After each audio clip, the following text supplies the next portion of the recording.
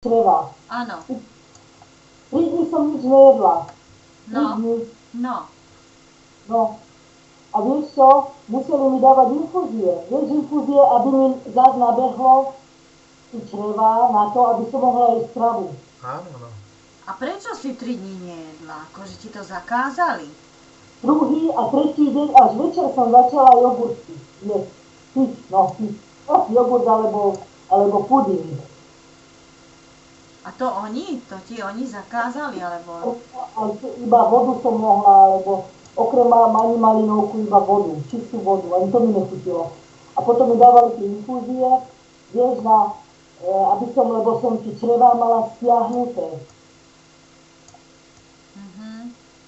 Lebo to nemôže to infúzia napraviť, vieš, že nakúkne za čreva, aby mohla strava ísť. Tak potom ja nechápem tomu, že keď náhodou 3 mesiace nikto nič neje, že to neexistuje. Nie, Ja 15 rokov. 10 rokov. Nie 3 mesiace. 10 rokov. 10 rokov. Vôbec nejedia. Dá si kačky a to a to. Už nie, to existuje, to čo blbneš, to je vedecky dokázané, tam nešvindlujú. Dá si nejaký zelenový test. Jeden bol Francúz, dávali ho aj v českej televízii, v televíznych novinách bol s ním rozhovor. To už sa nedá. Poznám jednu ženu z Dunajskej. No. Ona učí orientálne tance. Jeminenko. Ona aj veští. Aha. A fakt je veľmi dobrá v tom. Áno. Že strašne veľa ľudí ku nej chodí. No.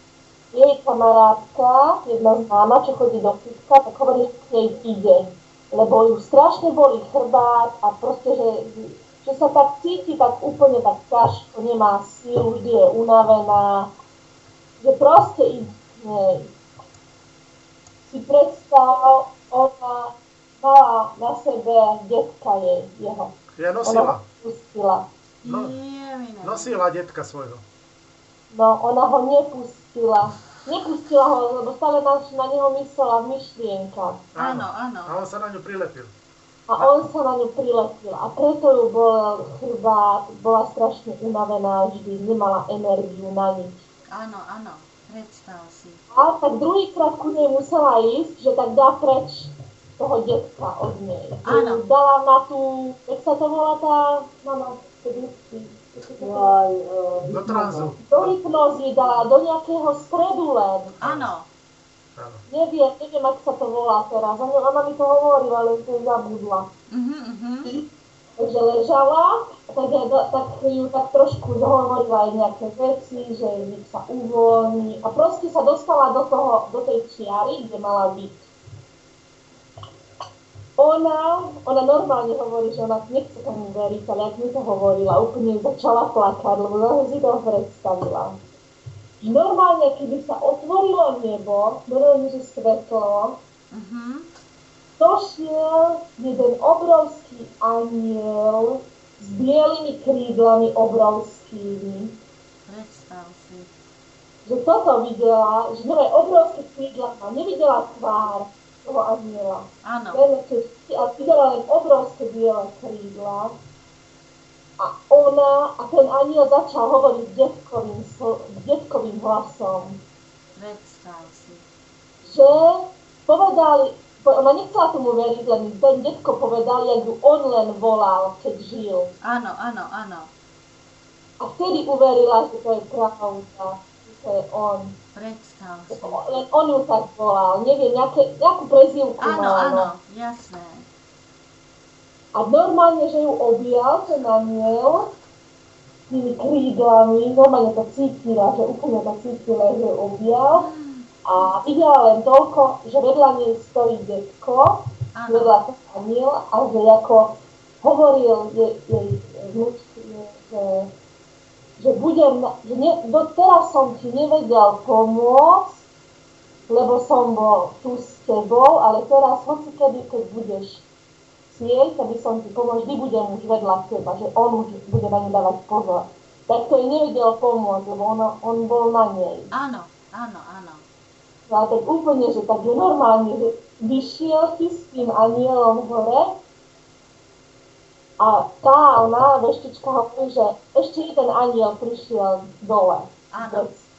Predstav. On bol zase rúžový, taký úplne zelený, áno, zelený bol. Áno. A ona hovorí, že to znamená to, že už je uvoľnená, už je oslobodená a jej dá len tú energiu. Áno. Ten aniel. Áno. A odišiel a zobudila sa a to bola hneď prvá reakcia, že chcela plakať. A odtedy ju neboli A chrbát. si predstav, na druhý deň, ak sa to stalo, hovorí, že úplne, ako keby sa narodila, ale znova. Že úplne, že ľahká, že má energiu. Hej, že všetko z nej opadlo. Že... No. Predstav. No, Áno, a tak. ona sa volá Monika. Áno. A Janko teraz budú robiť, už robili vlastne. Ona robí takýto, ako sa to volá, keď robí seansy. No seansy ona zvykala robiť. Áno, áno. Teraz išli na 2 mesiace niekde do Tatier. A toto isté, čo ty si hovoril, že nebudú jesť, nebudú piť, to isté aj ona robí. Ona si to robí raz za roka, ale ona 4 mesiace vypí. A potom zase začne, no takže neviem, že... Ale proste, že ona si vždy robí tú očistu. Áno, predstav si. A no, ona je veľmi fantastická. Ona vždy, ona keď dojde, z nej ide taká energia. No počkaj, to je ktorá teraz? Táto Monika? Monika, áno. Jaj, takže ona sa zaoberá tiež s tým liečiteľstvom. No, ona zo všetkých. Predstav si. A vlastne ona mala to detka na sebe. No, ona práve, že tú jednu kamarátku, čo chodí na orientálny tanec ku nej, tak ona jej povyprávala, že čo cíti, ona jej hovorí tá Monika, čo to učí, tak mi dojde ku nej. Jaj, tak potom táto jej dala dole. Monika je tá veštička. Áno, viem. Robí tieto očisty, ona všetko robí. Ja si predstavujem, Anko, Ani, že ona keď ide po ulici, ona za to nemôže, ona proste má ten dar, ona vidí tú duše všade. Áno. Ona vidí všade, ona išla do toho kaštieľa, Ani, čo som robila hostesku. Áno. Keď si sa z Klauska sa vydávala. Hej. Si predstav, že tam ochorel majiteľka a ich deti, jeho deti. Áno. Strašne, že nevie, že akú chorobu má, ale že má milión peniazí, nepomôžu mu, že nevedia mu pomôcť.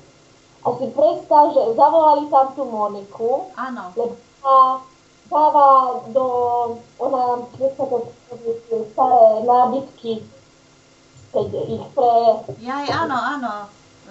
Proste obnovuje, no, ja viem. obnovuje starožitnosť. Áno. Sa volali, že bude ples a že majú také skrine, že by to trebalo nejako spraviť, že áno, že by to spravila. Ani, že ona jak tam došla do toho kaštieľa, že ona sa ani nečuduje, že ochoreli. Áno. Tam je taká zlá energia a samé duše sú tam, lebo tam kedysi bol nejaká psychiatrická nejaká liečenia, niečo tam bolo. Jaj, v A tom tam tie kaštieľu. sú vypustené duše odtiaľ. Predstav si. A že ona úplne hovorí, že jej tak došlo zle, jej tak tá energiu jej zobrali, že ona musela odtiaľ odísť, už tam, ona tam už nikdy v živote nešla naspäť. Predstav si. Koľko má rokov? Koľko má rokov tá Monika? Koľko má Monika? Okolo 40. A ty sa s ňou poznáš tiež? No veď ona tam u nás učí orientálne tance. Jaj, a ty chodíš na orientálne tance, tak? Nechodí, Ančina mama chodí. Jaj, už som myslela, že aj ty si začala chodiť. A ona taká je zlatá, ona vždy o takýchto veciach hovorí, mňa takéto baví, a vieš, jak to hovorí, že Mňa to baví. ty si sadne ku nám, keď má čas, tak povypráva sa ako vážne, že... No a vtedy hovorila, že tam videla len tmu. No normálne, že brána a videla len tmu. Áno. Tam žiadne svetlo nevidela. Ako v tom že kaštieli? život. V tom kaštieli? No, len mŕtvo. Len mŕtvo. Že ona sa nečuduje, že sú chorí. Že žiadny život tam nebolo cítiť, že?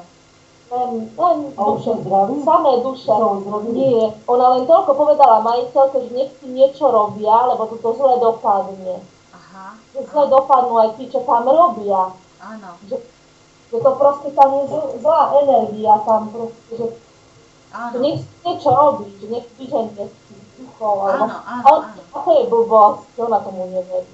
A No, vidíš to, vidíš. To je to, že pochybujú o tom. Musí človek veriť To sú všetkému. není otvorení ľudia. Ja ti to ani tak verím, ja ti poviem, ja svoj rozum už tak berem, že kebyže mi povie, že vyšiel tuto spod postele malý 15 cm škriatok, tak budem veriť.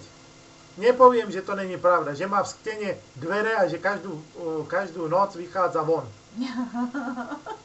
Ja verím tomu. Nemáte tam A budem ho škriatka. ešte, ja som schopný sa schovať o polnoci a pozerať, či nevíde. Ale Miluška, tá nie, tá všetko povie, ty máš do bujnú fantáziu.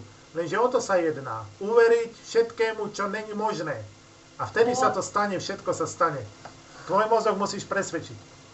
áno. O to sa jedná. A ten život sa ti zmení. Zmení sa ti všetko v živote.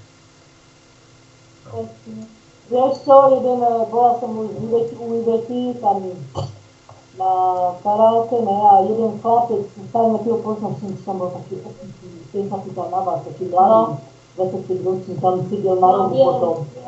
Hovoril, že on bol veľmi strašný, že čo, nejaké zlo vošlo do ňoho. Zlovo došlo, verím. A No. rodičia sa ho pýtali, že čo je taký, čo sa stalo s ním a tak, hento, toto. A v Darčíkove je jeden takýto istý, čo ty si hovorila o tejto Moniky, no. Ja aj ten liečiteľ Táni asi, čo si ho spomínala, že nechce ani Darčíkove koronu. je, áno. To je on, že Táni? Spravil aj on jemu. Gabčíkové, toto isté spravil aj on jemu, čo tej dievčine, tá Monika. Toto isté, do tej hypnózy a hento toto. A vieš, som mu zistil, že má zlého ducha v sebe. Áno, Zlého ducha, čo ho vedie k zlu. áno. No a on ho potom odohnal, že nevidel týchto anielov, hovoril, ale cítil, že niekto okolo neho tak lieta také jak vzduch, alebo také Vánok, vieš, také niečo. On cítil aj tú energiu, jak z neho niečo ide von. Také niečo cítil. No ale nevidel týchto anielov, nič nevidel. Iba hovorím, že také, ja keby, vieš, ako duchovia takto chodia. Áno, prievan. Také cítil, no. A že z neho niečo vychádza, to cítil. Áno. Predstav si, že ho oslobodil a už nie je taký, necíti v sebe zlo. Áno, lebo on bol určite negativista a jak mal tie negatívne myšlienky, tak furt bol negatívny a privolal si tohoto A toho zás ducha. ide k nemu, Áno, áno. to ešte k nemu ísť. On musí sa pozitívne nalaďovať, ale začať byť pozitívne naladený človek. Áno, Tak takto to funguje. Potom ťa prepadne nejaký ďábel a už si tam. Áno. no. A potom sú posedlí, jak sa hovorí. Vymýtači ďábla potrebuje. No. Tánička, teraz vieš ako dobrú knihu